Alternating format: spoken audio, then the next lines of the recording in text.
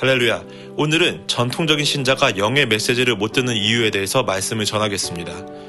이 예수에 관하여 알았던 아볼로에게, 성령님을 몰랐던 아볼로에게 하나님께서는 하나님의 사람들을 보냅니다. 바로 브리스길라와 아굴라 부부입니다. 브리스길라와 아굴라는 선교사였고 바울의 동역자였습니다. 이들이 선교 여행을 하던 중에 에베소를 지나가면서 유명한 아볼로가 설교를 한다니까 에베소 교회에서 이제 예배를 참석해 보았습니다.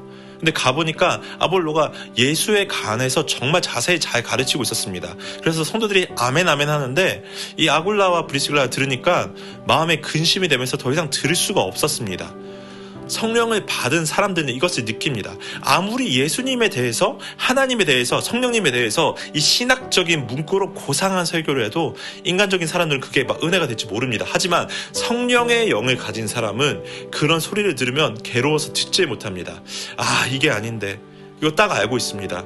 다른 사람들은 아볼로의 인간적이고 교리적이고 지식적인 예수에 관한 설교를 다 성령적이고 바르다고 생각하지 잘못되었다고 아무도 분별 못합니다. 그런데 이 아굴라와 브리스길라는 다릅니다. 성령 체험이 있는 사람들은 딱 들으면 압니다. 가슴이 답답해지고 근심이 되는 것입니다. 저 말씀 들으면 교인들이 영이 성장을 못하는데 하는 것입니다.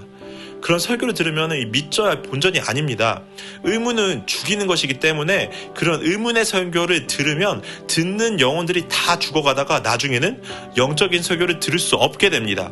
그래서 전통적인 신자가 성령의 메시지, 영의 메시지를 못 듣는 이유가 그겁니다.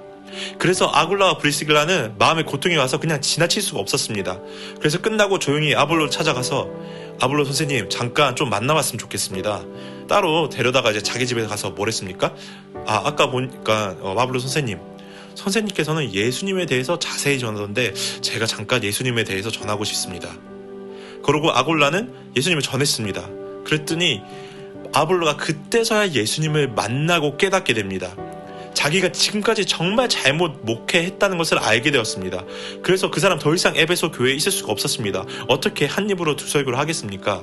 그래서 아굴라와 브리스길라의 도움으로 그는 아가야 지방으로 가게 되었습니다.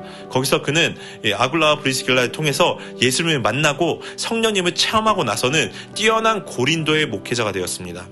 여러분, 우리에게도 이런 변화가 한 번씩은 다 찾아와야 하는 것입니다. 무디와 같은 유명한 부흥사도 그런 성령 체험의 기회가 왔었고 존 웨슬리도 그냥 된 것이 아니라 결정적으로 성령 체험을 통하여서 하나님의 사람이 된 것입니다. 바울도 그랬고 이 아볼로도 그랬고 아굴라와 브리스길라에 의해서 위대하게 쓰임받은 것입니다. 그렇지 않으면 자기도 죽고 자신의 온 교인들도 다 영혼을 죽게 만드는 것입니다.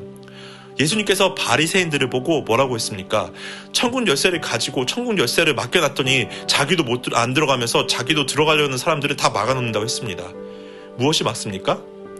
혼적인 지식적인 설교를 다 막아놓는다는 것입니다.